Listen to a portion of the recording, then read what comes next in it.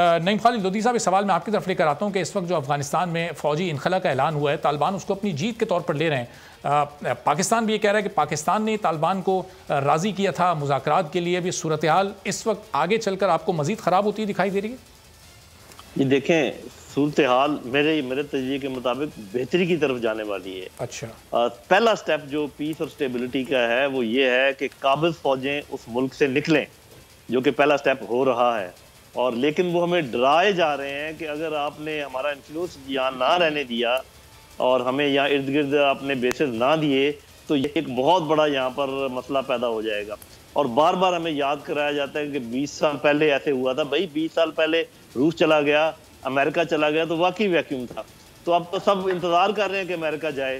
चीन यही मौजूद है, रूस यही मौजूद है, ईरान, पाकिस्तान मौजूद है, सेंट्रल एशियन कंट्रीज मौजूद हैं।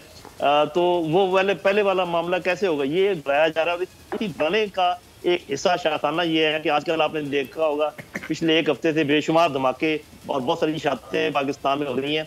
ये उस बात को इन्फोर्स करने के लिए कि जी ये देखा ना, हम आपको कह रहे थे ना कि हम निकलेंगे तो यहाँ क्या होने वाला है। मेरे भाई, जब वो यहाँ से निकलेंगे तो यहाँ पर अमन की शुरुआत होगी। उनके निकले बगैर यहाँ पर अमन मुमकिन नहीं है। अगर उनके यहाँ होने से अमन होता या अगर वो कोई तस्वीर करवा सकते तो 20 साल का कम टाइम था। मैं बड़ा हैरान होता हूँ अपने उन बहन भाइयों पर जो कहते हैं अमेरिका जल्दबाजी में ना जाए, यानी कि 20 साल यहाँ जल्दबाजी है। और ये कि अमेरिका यहाँ दोनों उनमें फ्री कैन में मुफाहमत करवा के जाए। अरे भाई, उसने 20 साल मुफाहमत नहीं करवाई तो अब वो मुफाहमत कराएगा? अमेरिका यहाँ चाहता ही नहीं कि अमन हो। क्यों नहीं चाहता? China, Russia, CPEC, Iran, Pakistan के एहसासे, ये सारी चीज़ें हैं वो उसके हाथ से जा रही हैं, तो वो अपने हाथ पांव मार रहा है। अगर ये चीज़ हमारे लोग समझ जाएं तो मेरा ख्याल है उसको जाने दें, ना इधर भारत को करीब आने दें, ना अमेरिका को यहाँ करीब आने दें। और इमरान खान साहब ने बिल्कुल सही स्टांस लिया है। बात यह है कि जब आपने खिदमत करा के भी नहीं मानना और एहसानमंद नहीं होना, तो खिदमत ना करके गैर एहसानमंद रहे तो उसमें क्या फ़र्क? जब फ़र्क ही कोई नहीं, डूम हो रहा है इन एनी केस, तो why should we do anything? सही। तो डॉक्टर साहब, अब ये स्ट्रेटेजिकली पाकिस्तान की पोजीशन पर दुनिया में क्या हो जाएगी? अमेरिका को अफगानिस्तान से निकलने के बाद तो पाकिस्तान की ज़रूरत नहीं रहेगी, और फिर खान साहब ये चाहते हैं कि अमेरिका से पाकिस्तान के जो ताल्लुकात हैं वो तिजारत की बुनियाद पर हों, बराबरी की बुनियाद पर हों। तो फ़ौजी इनखला के बाद अफगानिस्तान से अमेरिका के, लगता है आपको कि ये उनकी ये ख्वाहिश कभी मुस्तकबिल में पूरी हो सकती है, काबिल अमल है? जी, वो ख्वाहिशें तो बहुत सारी हैं, लेकिन इस ख्वाहिश को जिसका आप जिक्र कर रहे हैं उसको पूरा करने के लिए पाकिस्तान को अपना घर जो है वो संभालना होगा।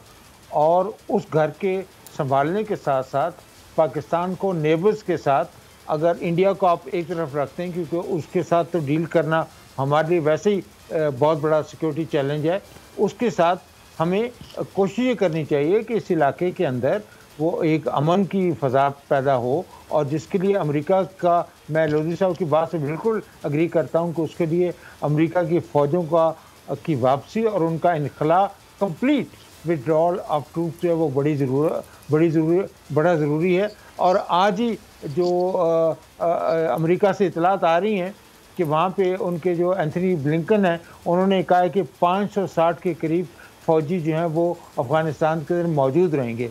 और याद रखिए कि ये वो अफवाज हैं जिनके हवाले से बड़ी ही अफ़गानिस्तान के नीचे में गोइयाँ भी हो रही हैं।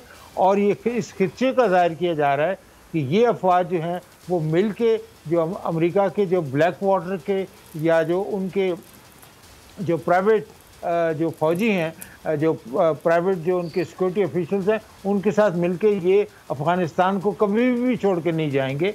तो इसके हवाले से मेरे ख्याल के अंदर पाकिस्तान को भरपूर कोशिश करनी चाहिए कि अमेरिकी फ़ौजों का इनखला जो है वो पूरा हो जाए। और उसके बाद से आप देखेंगे इस खित्ते में इंडिया को छोड़ के बाकी, क्योंकि इंडिया तो अमेरिका का साथी है, उसको छोड़ के पाकिस्तान के लिए बहुत सारे तिजारत के, इन्वेस्टमेंट के और अपॉर्चुनिटीज़ के, कनेक्टिविटीज़ की बहुत सारी राहें जो हैं जो कि इस वक्त मसदूद हैं, क्योंकि अफ़गानिस्तान के अंदर एक ऐसा निज़ाम अमेरिका लेके आया है जिसका वो जो ना खुद अपने लिए अमन चाहते हैं, they are more interested in saving privileges.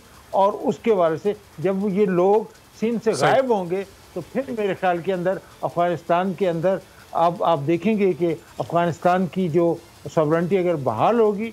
और मैं तो इस हक में कभी भी नहीं हूँ कि we do not want any favourite, अगर तालिबान बज़ोर बाजू या बज़ोर बंदूक अगर वो अफ़गानिस्तान के अंदर अपनी हुकूमत ला सकते हैं और अमेरिका उनको रेजिस्ट करता है, 20 साल में तो कुछ भी नहीं कर पाए, लेकिन अब अफ़गानिस्तान के हवाले से, उसकी सॉवरेनिटी के हवाले से, उसकी टेरिटोरियल इंटीग्रिटी के हवाले से, ठीक है, वहाँ पे प्राइम मिनिस्टर ने भी बैक टू बैक और ये सब 2 इंटरव्यूज़ दिए। अब ये फौजी अड्डे देने से बिल्कुल 2 टोक मना करना, इसके क्या आफ्टर इफेक्ट्स हो सकते हैं? ज़ाहिर है अमेरिका इसका बुरा तो मनाएगा, क्या रिएक्शन वहाँ से आ सकता है, क्या एक्सपेक्टेशन है आपकी? देखें, जो लोग बहुत करीब से और गौर से देख रहे हैं ना तालिबान की मूवमेंट को, तो वो बहुत अरसे से हैरान भी हैं। सबसे पहले खारखोर का जो अड्डा था ना ताजिकिस्तान का, जो जहाँ पर भारत और ताजिकिस्तान इकट्ठे थे, वहाँ पर उन्होंने काम शुरू किया था कि वहाँ पर हम बेसिस बनाएंगे और दोस्तों की और कियामा शाह मसूद की जो बेटे की फौज वो होता है अब्दुल्ला की, वहाँ रखेंगे। आपने देखे गुज़श्ता 6 महीने में तालिबान ने किसी और जगह काम नहीं किया, उन्होंने ताजिकिस्तान के बॉर्डर पर काम किया और कुंदूज शहर के अलावा पूरा ताजिकिस्तान का बॉर्डर जो है उन्होंने सील कर दिया। जिसके बाद उन्होंने इंडिया को बुलाया और उनका हम आपके लीज को ख़त्म भी कर सकते हैं, चलो नहीं करते, तो रास्ता को नहीं रह गया वहाँ पर मॉनिटरिंग का। पाकिस्तान के आके भीख मांगना शुरू कर दी कि आप आएँ और हमें इंटेलिजेंस को दें तारीख। उस पर पाकिस्तान ने सबसे बड़ी बात की कि जब आप यहाँ पर थे तो आपने वहाँ ड्रोन फेंक रहे थे, आपने 410 ड्रोन जो है वो तो अपने पाकिस्तान ने फेंके। तीसरी बात यह है कि हर रोज़ वहाँ सरेंडर शुरू हुआ है, गुज़श्ता 1 साल से सरेंडर हो रहा है।